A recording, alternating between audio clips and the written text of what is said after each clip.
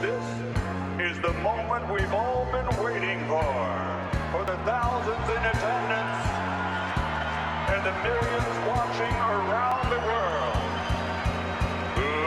Let's get ready to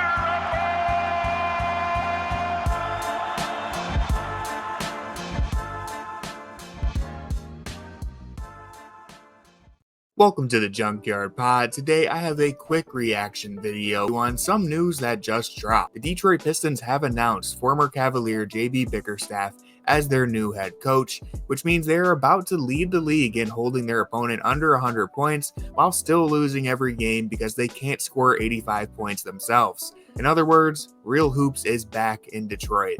Ron Holland, the 5th overall pick in the draft, will be following the same developmental path that Isaac Okoro did, where he stands in the corner and isn't allowed to touch the ball while Cade Cunningham and Isaiah Stewart run pick and roll for 38 minutes. And okay, let me relax, let me chill on JB for a second because all jokes aside, I think he's the right guy for the job in Detroit.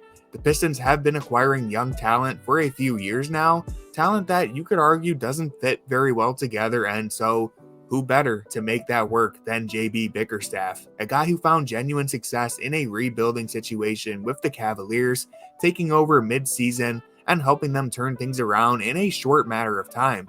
Now, I know Cavs fans never want to give JB credit for his role in all of that, but I do think it's important to be fair and objective. We might never know what a lineup of 4 non-shooting, non-dribbling big men can do if it weren't for JB Bickerstaff.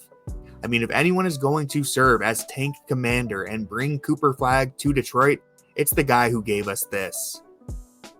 And before anyone leaves a comment, I promise I actually like JB as a coach. I've been totally joking here, and I think he contributed heavily to the success that the Cavaliers had from 2021 through most of Donovan Mitchell's tenure.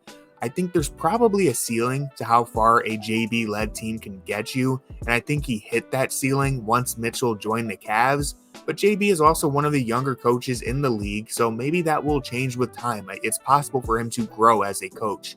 I legitimately think JB is one of the better coaches in the NBA. Even if he's probably not in the tier of guys who can take a team to the promised land, he's still one of your better options, especially for a rebuilding team. And so overall, like I said, he probably just hit his ceiling in Cleveland, and it was time for both sides to move on.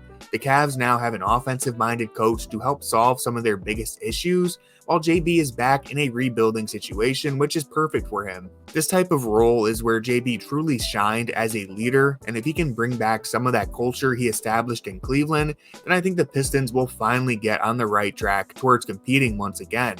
I'm excited that JB is back in the NBA so quickly with a brand new roster to work with.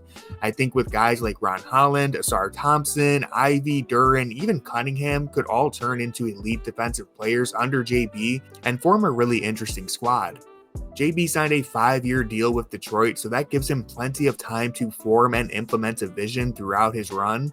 And I'd like everyone to predict how long it takes JB to run 3 bigs on the floor at the same time. This is something he just can't seem to resist doing, and I know he must be sick that they let go of James Wiseman before he took over. But again, I'm happy for JB. I think this was a good place for him to land, and I'm rooting for him. I wonder how different he will be in Detroit, if there are any major changes to his philosophy. What did he learn from his time in Cleveland are my biggest questions. Is he more willing to bench certain guys and experiment with developing players now that the expectations around the team are much, much lower?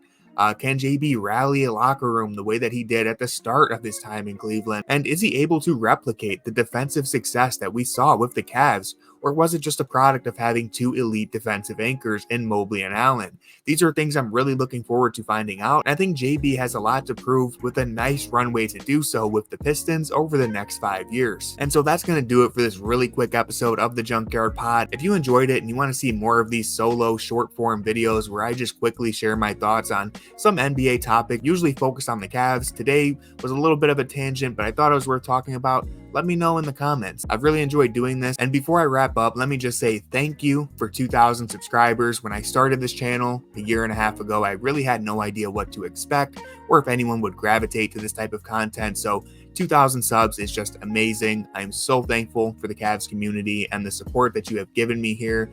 Even if I have angered the Craig Porter Jr. fans by saying that I wasn't super impressed with him in the back half of the season, I really do appreciate all the support and even these comments. And also for the record, I love CPJ. I've been raving about him since the moment the Cavs signed him. I think he will have a long, successful NBA career, but it is what it is. I'll have more videos dropping as free agency unfolds today. Also, I know I need to update the intro video and remove JB, but I'll get to it soon enough. And with all that being said, go Cavs.